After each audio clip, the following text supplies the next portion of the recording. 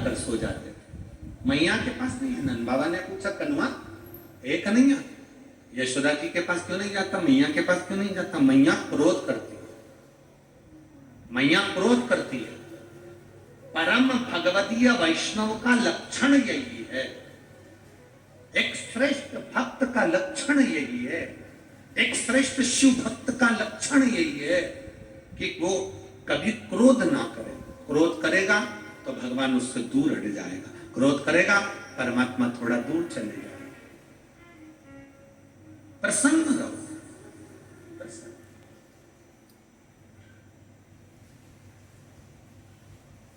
एक मुस्कुराहट आपके चेहरे पर होना चाहिए।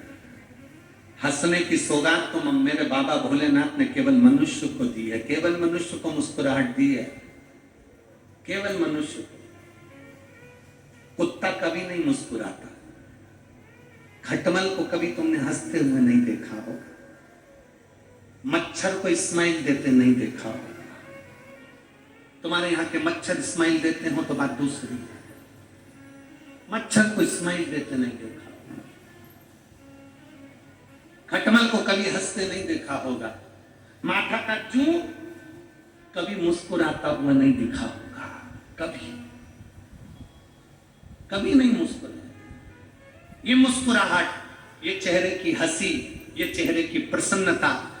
एक व्यक्ति गुरु नानक देव जी के पास गया, संत शिरोमणि गुरु नानक देव जी के पास जाकर कहता है गुरु नानक देव जी से, मैं क्या दूं आपको, मेरे पास देने के लिए कुछ भी नहीं, बहुत गरीब हूं मैं, बहुत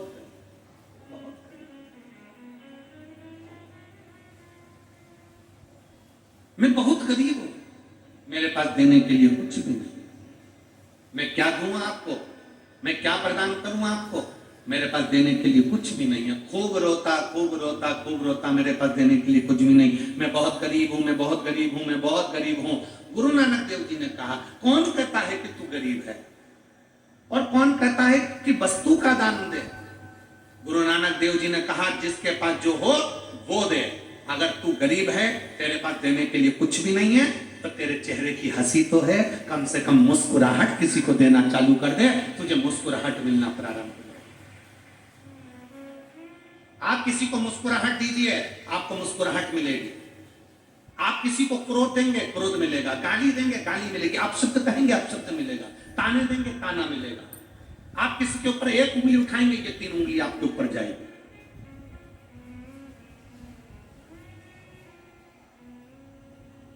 कई घर की माताएं ऐसी होती हैं जिनके चेहरे पर बिल्कुल हंसी नहीं होती है। कई पुरुष ऐसे होते हैं, कई जीजी ऐसी होती हैं, कई जीजा ऐसे होते हैं जिनके चेहरे पर स्माइल नहीं होती। जब भी वो रहेगी तो इतने गुस्से में रहेगी,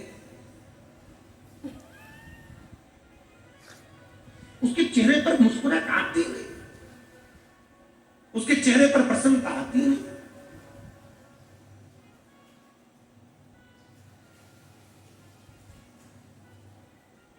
और कई पुरुष ऐसे हैं जिनके चेहरे पर बाहर रहते हैं तो खुश रहते हैं और घर में आए और गुस्सा। एक पत्नी ने गुरुजी से पूछा, गुरुजी मैं मेरे पति से बड़ी दुखी हूँ। पति से काय को दुखी है, क्या हो गया? तो कहने लगे, मेरा पति बाहर रहता है ना तो सब तारीफ करते, तुम्हारा पति बहुत अच्छा है, बहुत अच्छा नेचर है, बहुत गुड नेचर, तेरे पति का गुड नेचर बहुत बढ़िया। और घर में आते ना तो इतना गुस्सा करते, इतना गुस्सा करते, पूछो मती। गुरुजी ने कहा, काम कर, तेरे पति को लेके आ। अब वो अपने पति को लेकर आ गए। गुरुजी को पति ने प्रणाम करा और इतने में गुरुजी ने कहा, एक बात बता कि सारे मोहल्ले के लोग तेरी तारीफ करते हैं, सारी दुकान के लोग तेरी तारीफ करते हैं, सारे नौकर तेरी तारीफ करते हैं, और तू घर में आकर इतना गुस्सा क्यों करता है? तो इतने में पति बोला, पहले इसको बाहर निकालो फिर बताऊंगा, पहले मेरी पत्नी को बाहर निकालो फिर बताऊंगा मैं गुस्सा क्यों करता हूं। गुरुजी ने उसकी पत्नी से कहा, चल तू बाहर निकल।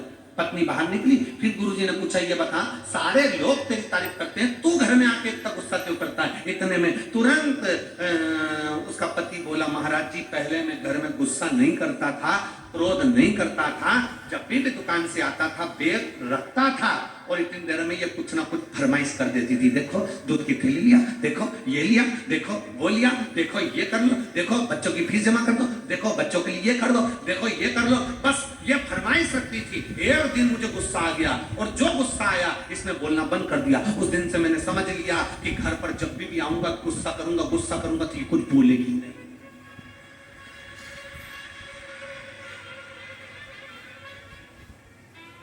अब उसने कहा महाराज तुम बताओ कि क्रोध करूं कि नहीं करूं। महाराज खुद चक्कर में पड़ गए। महाराज जी ने कहा अच्छा हुआ तूने मुझे ज्ञान दे दिया, मैं भी ऐसे ही करूंगा। पर यह श्रेष्ठता नहीं है, इसको श्रेष्ठता नहीं कहते। श्रेष्ठता वो है कि आपके चेहरे की स्माइल, आपके चेहरे की प्रसन्नता आधे से ज्यादा, हमने पहले भी कथा में कहा, तुम्हारे जीवन में कितना भी दुख हो, शंकर जी के मंदिर में मुस्कुरा कर जाना, प्रसन्न होकर जाना। तो भगवान शंकर और पार्वती आपस में बात करेंगे कि कैसा है, कितना दुख है इसकी किस्मत में, कितनी तकलीफ है इसको। उसके बाद भी मेरे मंदिर में एक लोटा जल चढ़ाने आता है तो खुश होकर आता है। जब भी मैं मंदिर में आती है बड़ी प्रसन्न होकर आती है, चिल्ला चिल्ला के गाती है श्री शिवाय नमस्तुभ्यम, श्री शिवाय नमस्तुभ्यम, हर हर महादेव। कई भजन गाती है, बोला सब दुख का तुम्हारा। इतना तकलीफ होने के बाद भी ये मेरे मंदिर में मुस्कुरा कर आती है। इतने में शंकर भगवान पार्वती से कहेंगे इतना दुख होने पर भी लोग मंदिर में रो कर आते हैं और ये मुस्कुरा कर आती है। आज से मैं वर देता हूं जितनी तेरे चेहरे पर स्माइल ऐसी बनी रहे और तू खुश रहे, दुख कट जाए। प्रसन्नता दुख को काट देती है, प्रसन्नता दुख को समाप्त कर देती है। पर हमारी आदत है, हम जब भी भजन में, कीर्तन में, मंत्र में, सुंदरकांड में, रामायण में, गीता में, हम कोई सत्यनारायण जी की कथा में, हम भगवान की कथा में जब भी जाते हैं तो ऐसे जाते हैं जैसे गुमशुदा तलाश केंद्र, एकदम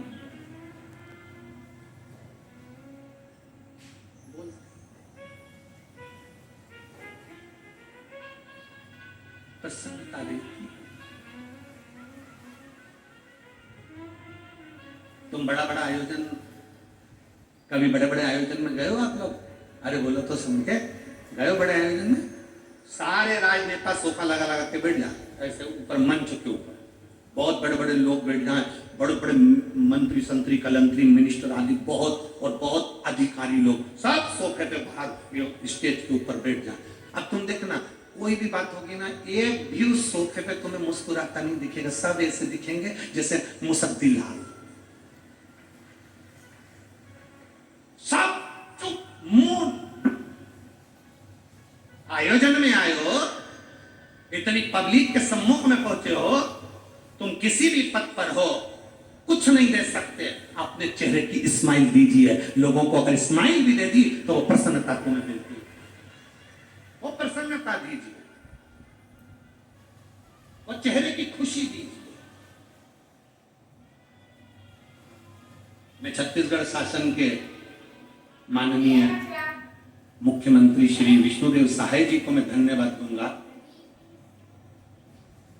जब भी उनको हमने मंच पर देखा, जब भी व्यासपीठ के नजदीक में देखा, या जब भी किसी से बात करते देखा, हम जब राजीव में गए थे, यहाँ राजीव के भैया लोग भी बैठे हुए हैं जिन्होंने इस कथा में बहुत सहयोग प्रदान किया है, उनको बहुत साधुता।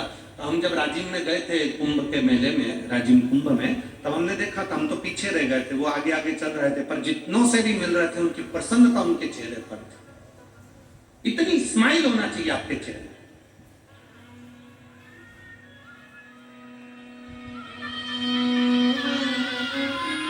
इतनी प्रसन्नता आपके चेहरे पर होना चाहिए। आपकी स्माइल देखकर लोग, किसी को कुछ नहीं दे सकते, प्रसन्नता दीजिए।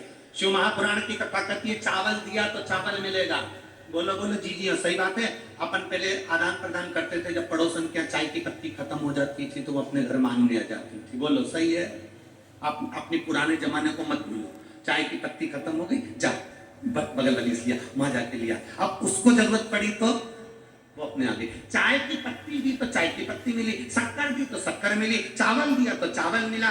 कपड़ा दिया तो कपड़ा मिला। कभी कभी अपनों को कहीं जाना होता था तो उसके अपन साड़ी भी मंगलाते थे, पीली वाली साड़ी दे दे, मेरे को कथा में जाना, आज नंद उत्सव होगा तो मैं पहनूंगी उसकी पीली साड़ी। अब तुम्हें जरूरत पड़ी तो उसने पीली साड़ी दे दी, तुमने जो दिया उसने तुमको दिया। उसी तरह शुक्राण गति है, तुम कितने भी गरीब हो, तुम्हारे पास में कुछ भी नहीं है, तुम्हारे पास देने के लिए एक अन्न का दाना भी नहीं है, तो चेहरे की प्रसन्नता देना। प्रसन्नता दोगे तो तुम्हें भी एक दिन प्रसन्नता मिल जाएगी। तुम कितने भी गरीब हो, कितने भी दुखी हो, कितने भी तकलीफ में हो, अगर किसी को स्माइल दे रहे हो, किसी को प्रसन्नता दे रहे हो, तो वो तुम्हें प्रसन्नता देगा। किसी के दुख में तुम खड़े हो तो तुम्हारे दुख में कोई खड़ा होगा। किसी की तकलीफ में तुम खड़े हो तो वो तुम्हारी तकलीफ में खड़ा होगा। तुम बन सके तो किसी के लिए अच्छा करने का प्रयास करो। जब तुम अच्छा दोगे, अच्छा